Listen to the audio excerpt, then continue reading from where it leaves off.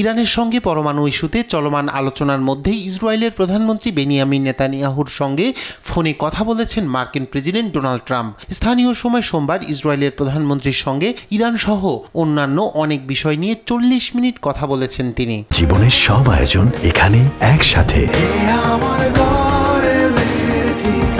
Phone আলাপের পর ইসরায়েলের প্রধানমন্ত্রীর কার্যালয় এক বিবৃতিতে জানায়, দুই নেতা তেহরানের সঙ্গে ওয়াশিংটনের চলমান পারমাণবিক আলোচনা নিয়ে কথা বলেছেন। এতে আরও বলা হয়, ট্রাম্প নেতানিয়াহুকে জানিয়েছেন চলতি সপ্তাহ শেষে ইরানের সঙ্গে আরও এক দফা আলোচনা করার পরিকল্পনা রয়েছে। টেলিফোনে নেতানিয়াহু ট্রাম্পকে কি বলেছেন সে বিষয়ে বিবৃতিতে বিস্তারিত তথ্য দেওয়া হয়নি।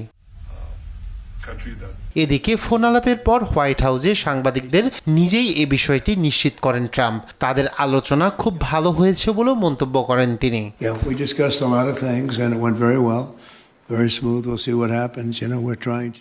আমরা অনেক বিষয় নিয়ে আলোচনা করেছি, সবকিছু খুব ভালোভাবে ও মসৃণভাবে শেষ হয়েছে। বৃহস্পতিবার পরবর্তী দফায় ইরানের সঙ্গে চলমান পারমাণবিক আলোচনা হবে সে বিষয়েও কথা হয়েছে ফোনে। আমরা এমন একটি চুক্তি করার চেষ্টা করছি যাতে কোনো ধ্বংস এবং মৃত্যু না ঘটে। আমরা তাদের সেটা বলেছি। আশা করি এভাবেই কাজ হবে, কিন্তু এটা কিভাবে কাজ করবে তা শীঘ্রই খুঁজে বের করব।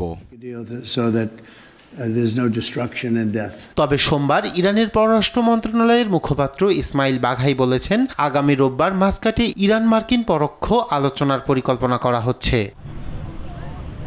এদিকে হোয়াইট হাউসের একজন ঊর্ধ্বতন কর্মকর্তার মতে, ট্রাম্প নেতানিয়াহুকে বলেছেন ইরানের সঙ্গে একটি কূটনৈতিক সমাধানে পৌঁছাতে চান তিনি। ওই কর্মকর্তা বলেন, নেতানিয়াহুর প্রতি ট্রাম্পের বার্তা ছিল, এখন সমস্যা সমাধানের সময়, পরিস্থিতি আরও খারাপ করার সময় নয়। রায়হান কবির শুভ্র, নিউজ ডেস্ক, দেশ টিভি।